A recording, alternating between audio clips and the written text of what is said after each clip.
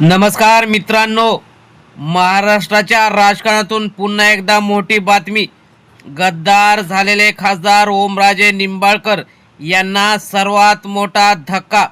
एकनाथ शिंदे यांच्या गटातील बडे हे 10 नेते उद्धव ठाकरे यांच्या शिवसेनेत प्रवेश करणार. नेमकं काय झालंय, धाराशिव जिल्हा मराठवाड्यातून कोणती मोठी बातमी आहे ते आपण सविस्तर बघणार आहोत. चॅनलवर जर तुम्ही नवीन असाल तर चॅनल सबस्क्राईब करून बेल आयकॉन प्रेस करा, म्हणजे रोज नवनवीन राजकीय आणि इतर सर्व घडामोडी तुम्हाला बघायला मिळतील. तर आपण बघूया की नेमकं काय झालेलं आहे. महाराष्ट्राच्या राजकारणात पुन्हा एकदा मोठ्या उलटापालटीच्या चर्चा सुरू झाल्या आहेत. जे 6 खासदार गेले, आता त्यांना त्यांच्या मतदारसंघात मोठे धक्के बसायला सुरुवात झालेली आहे.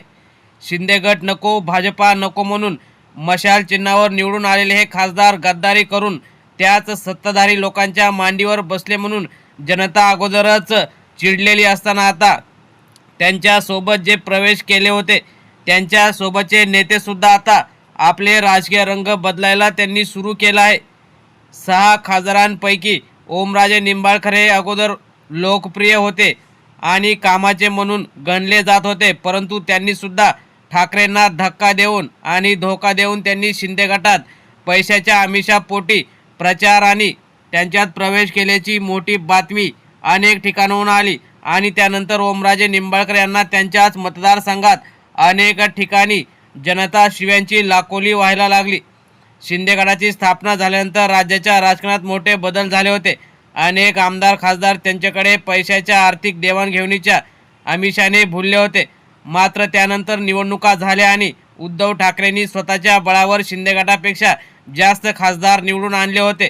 त्यानंतर सुद्धा पैशाच्या जीवावर आणि निधीच्या जीवावर उद्धव ठाकरेंचे खासदार फोडण्यात आले. परंतु त्यानंतर आता शिंदे गटातच अनेक ठिकाणी हे खासदार आल्यामुळे शिंदे गटातील अनेक नेते नाराज आहेत. कारण ज्यांच्या विरोधात लढलो ते त्यांच्याच नेतृत्वाखाली आता आपल्याला काम करावं लागेल असं त्यांचं म्हणणं आहे. त्यामुळेच धाराशिव जिल्ह्यातील 6 जे विधानसभा मतदारसंघ आहे त्यामधील अनेक बडे नेते ओम निंबाळकर यांच्यावर नाराज असून ते लवकरच मातोश्रीवर उद्धव ठाकरेंची भेट घेऊन मातोश्रीवर शिवसेनेत प्रवेश करणार आहेत. त्यामधील अनेक जुने बडे आणि जाणते शिवसैनिक असतील किंवा ज्यांनी तालुका प्रमुख म्हणून काम केले असतील, असे अनेक जुने ज्येष्ठ शिवसैनिक सुद्धा उद्धव ठाकरेंना भेटणार आहेत. त्यासोबतच कळंब धाराशिव मतदारसंघ असेल किंवा जेथून लीड ओमराजे निंबाळकर यांना भेटते तेथून सुद्धा अनेक जण हे उद्धव ठाकरेंच्या शिवसेनेत प्रवेश करणार आहेत. त्यामुळे ओम निंबाळकर यांनी जरी शिंदे गटात प्रवेश केला असला तरी त्यांचा पुढचा मार्ग हा खडतर आहे.